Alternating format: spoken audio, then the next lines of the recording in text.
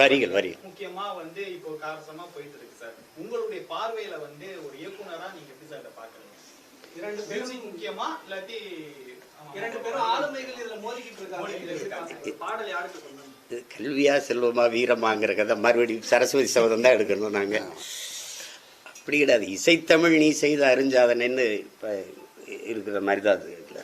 பாடலா இசையானா ரெண்டுமே முக்கியம்தான், ரெண்டுமே முக்கியம்தான். வெறுமனே மெல் இசை வரிகள் இல்லாத இசையும் நம்ம ரசிச்சிருக்கோம். நத்திங் பட் விண்டெல்லாம் நம்ம பார்த்துருக்கோம்.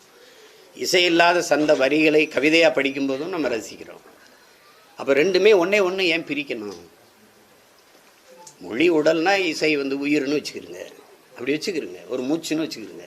அதை போட்டு எதை பிரிச்சுக்கிட்டு இருக்கணும்? ரெண்டு ரெண்டு தகப்பங்களுக்குள்ளே இருக்கிற மோதலுக்குள்ளே பிள்ளைகளை கொண்டு இழுத்து விடக்கூடாது. அது தீர்க்கப்பட வேண்டிய பிரச்சனை. அது தீர்க்கப்பட வேண்டிய பிரச்சனை. எங்கள் அப்பா இளையராஜா கேட்குறதுல இருக்கிற நியாயத்தை புரியணும். முதல்ல ஒன்று, ஒரு படைப்பாளிங்கிறவருக்கு வந்து அவருக்குன்னு ஒரு படைப்புக்கான அங்கீகாரம் வேணும். இப்போ என் தம்பி வந்து இந்த படத்தை தயாரிச்சிட்டாருன்னா இந்த படத்தில் இசையமைச்சது பாட்டு எல்லாத்துக்குமே பொறுப்பு அவர்கிட்ட ஊதியம் வாங்கிட்டாங்க, அதனால் அவருக்கு தான். ஆனால் இப்போ நாங்கள் ஒரு படத்தை வந்து தொலைக்காட்சி கொடுக்குறோன்னு வைங்களேன், ஒரு முறை ஒளிபரப்புறதுக்கு தான் எங்களுக்கு காசு கொடுக்குறாங்க.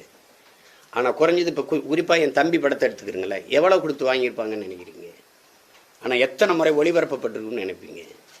அப்போ ஒரு முறை ஒரு 10 லட்ச ரூபா கொடுத்து ஒரு படத்தை வாங்கிட்டீங்கன்னா நீங்கள் அதை வாழ்நாள் முழுக்க வச்சுக்கிறீங்க, அந்த உரிமத்தை. அப்போ அந்த ஒவ்வொரு முறையும் முன்னாடியெல்லாம் வானொலியில் ஒரு பாட்டு வந்துச்சுன்னா அந்த ஒரு தடவை ஒளிபரப்புனா அதுக்கான ஒரு ராயல்ட்டின்னு ஒன்று கொடுப்பாங்க.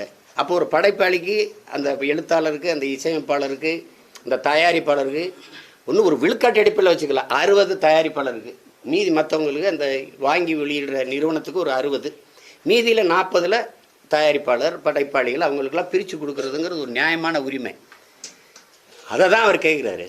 அதை நம்ம புரிந்து கொள்கிற விதத்தில் எல்லாரும் தவறு பண்ணிட்டு, அப்பா இளையராஜா வந்து கவிஞர்களுக்கு கொடுக்காதீங்க, பாடகர்களுக்கு கொடுக்காதீங்கன்னு சொல்ல, எனக்கு அதில் உரிமை இருக்குது, எனக்கு உரியதை கொடுங்கன்னு கேட்குறாரு. அதுதான் அவர் சரிதானே? அது